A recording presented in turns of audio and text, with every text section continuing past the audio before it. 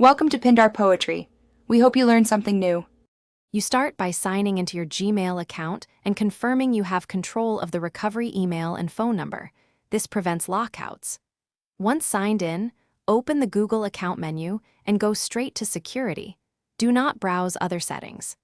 Make sure you have a secondary device or an Authenticator app installed, because you will enable two-step verification next. This step is essential.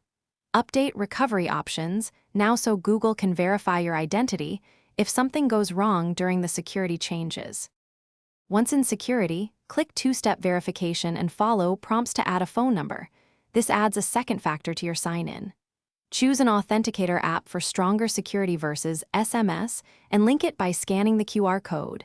This reduces SIM swap risk.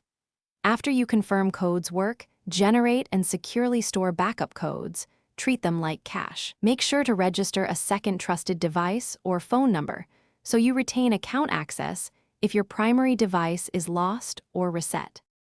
Finish by auditing third-party apps with account access. Revoke anything unnecessary to minimize attack surface. For older apps that cannot use two-step verification, create app-specific passwords and label them clearly. Revoke these when no longer needed. Make sure security alerts are enabled so Google notifies you of suspicious sign-ins and device activity immediately.